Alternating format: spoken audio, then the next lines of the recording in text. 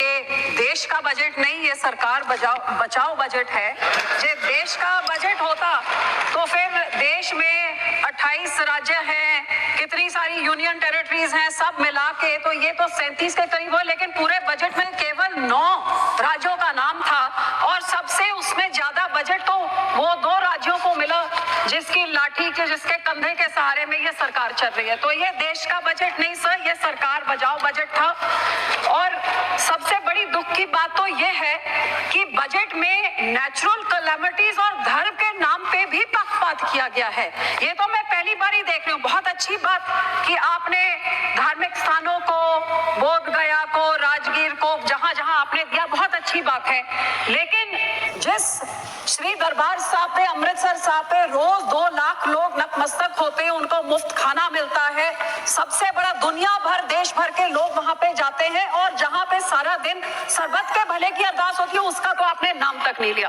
और फिर मैं नेचुरल कैलेमिटीज की बात करूं तो फ्लड रिलीफ आपने राज्यों को दिया, बहुत अच्छी बात। जैसे मेरे सहयोगी ने मेरे से पहले बोला कि ये जो पानी आता है हिमाचल को आपने दिया पैकेज, तो हिमाचल का पानी पंजाब में आके पंजाब को जब डुबो देता है और तबाही मचाता है, तो पंजाब को आप क्यों भूल जाते हैं? जब पानी डैम में भर जाता है तो आप डैम खोल देते हैं और हमारा पंजाब डुबा देते हैं। जब घग्गर रिवर का लेवल ऊपर हो जाता है तो चुप-चुपीते 7 के राज्यों को बचाने के लिए बंद तोड़ देते हैं और हमारे गांव को डुबा देते हैं। तो जब बाढ़ आती है तो उनको आपने दिया पैकेज, में उसका आपको आभार प्रकट करती हूँ, लेकिन हमारे राज्य के साथ क्या दुश्मनी है? क्या पंजाब के जनता, पंजाब के लोग, पंजाब के किसान, पंजाब का इंफ्रास्ट्रक्चर सरकार को मैटर नहीं करता? और हैरानी की बात सर, जब बाढ़ आती है तो पंजाब सफर करे, जब पानी की कमी हो जाती है तो फिर कांग्रेस हो, आम आदमी हो, भाजपा हो, सारे इकट्ठे होकर षड्यंत्र खेले कि एसवाईएल की नहर बनाइए ताकि पंजाब का पानी दूसरे राज्य को जाइए। तो जब पानी कम होता है तब तो हमारा पानी चुराना चाहते हैं, जब पानी उनमें ज्यादा हो जाता है तो पंजाब को फ्लड कर देते हैं। और सर आपको मैं ये भी बताना चाहती हूँ, तकरीबन 70 साल पहले इस सरकार ने, कांग्रेस सरकार ने रिपेरियन प्रिंसिपल्स के खिलाफ हमारा पानी राजस्थान को दे दिया और कहते थे 1 साल में उस पानी का कॉस्ट क्या होगा आपको डिसाइड करके मेरे। 70 साल से आज तक डिसीजन नहीं हुए। तो जो पानी हमारा दूसरे राज्य को रिपेरियन प्रिंसिपल के अगेंस्ट जा रहा है, या उसको बंद किया जाए या हमें उसका पैसा दिया जाए, ये मैं आपसे आज मांग करती हूँ। सर दूसरा मैं ये भी आपसे मांग करती हूँ कि सेंट्रल ग्राउंड वाटर जो कह रहा है कि पंजाब के सारे ब्लॉक्स क्रिटिकल हो गए हैं, हमारे ट्यूब, हमारे वेल्स में पानी नीचे जा रहा है। आज की रिपोर्ट तो ये भी है कि टॉक्सिसिटी इतनी हाई है कि पीने लायक नहीं है। तो ये सर हम लोग को तो मदद करनी चाहिए और इस पूरे बजट में मदद की बात दूर, हमारा नाम तक नहीं ले गया। मैं डिमांड करती हूँ कि पंजाब को भी दिया जाए। दूसरी सर मैं किसानों पे आना चाहती हूँ। 4 पिलर बोले थे, युवा, महिला, गरीब, किसान। किसानों को तो मैं बोलना नहीं चाहती, जो कितने किसान खुदकुशी कर चुके हैं, शहीद हो गए हैं, आज तक धरने में बैठे हुए हैं। लेकिन जो ये किसान हकी सरकार होती जो कहती थी 2022 तक हम किसान की आय दुगनी कर देंगे, तो मुझे इतना ही समझा दे कि 2022-23 में तो एग्रीकल्चर ग्रोथ 4.7 थी, तो फिर पिछले साल 1.4 क्यों रहेगी जिनकी पॉलिसीज इतनी अच्छी है? हकीकत यह है कि किसानों के ये दुश्मन हैं, किसानों के हिमायती नहीं है। आज हर एक तरह से महंगाई की मार देखिए। आज जो 8 साल पहले 40 किलो का बीज का एक बैग होता था, वो 800 से 1200 होता था, 2000 हो गया।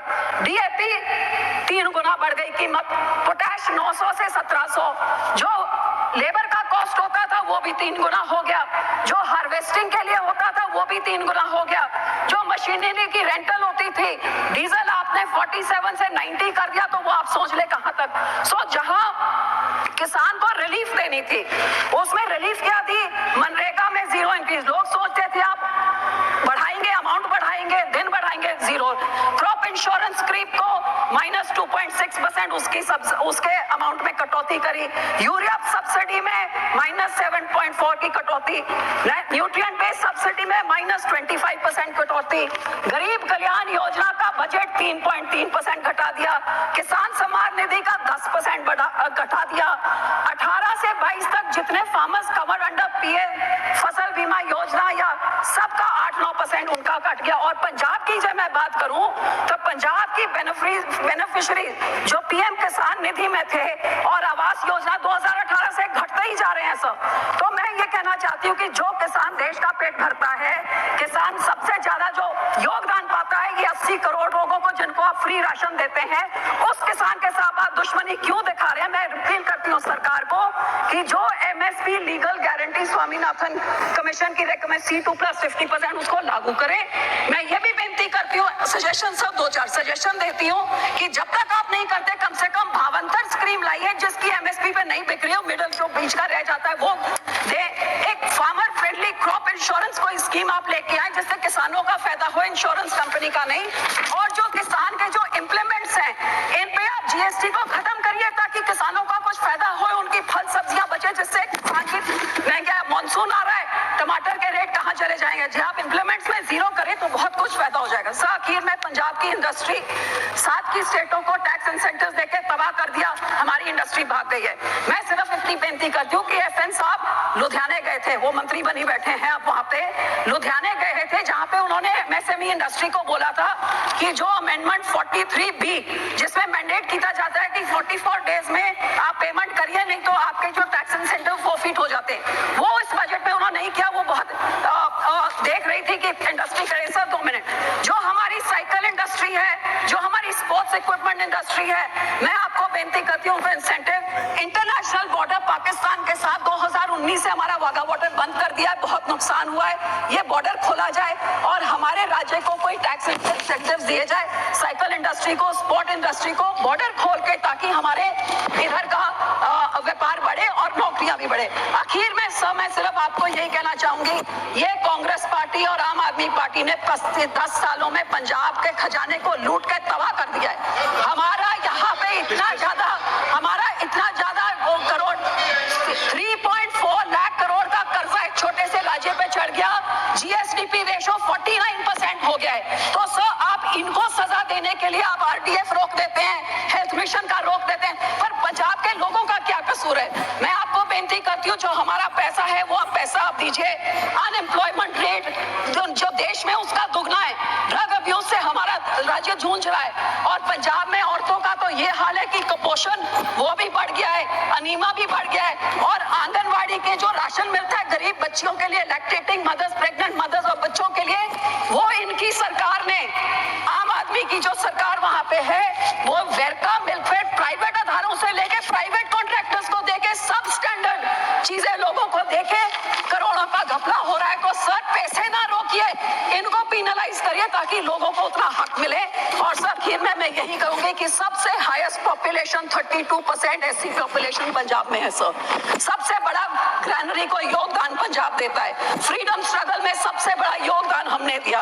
इस राज्य के मांगों को पूरी करके हमारे किसानों को हमारी चंडीगढ़ की राजधानी हमें दीजिए, हमारा पानी दूसरे राज्यों को जो आ रहा है उसको रोक के उसकी रॉयल्टी हमें दीजिए, नहीं तो वो सारे फैसले। इसमें जो है सिमरत कौर जी ने अपनी पंजाब की जो समस्या है वो सभी संसद के सामने रखी है, और उस पर संसद अब क्या एक्शन लेंगे वो लेने वाली है वो हम देखेंगे। उनका कहना है कि जो उनके स्टेट का जो है दोस्तों पंजाब का वाटर जो है वो राजस्थान को दिया हुआ है दोस्तों, वो बंद करने की वो विनती कर रहे हैं, और नहीं तो उनको जो वाटर दिया हुआ है राजस्थान को उसका रॉयल्टी चाहिए, ऐसा उनका कहना है। लेकिन इस पर संसद क्या एक्शन लेती है वो हम देखेंगे अगले न्यूज़ में दोस्तों। तो चलिए मिलते हैं ऐसे न्यू वीडियो में। Thank you.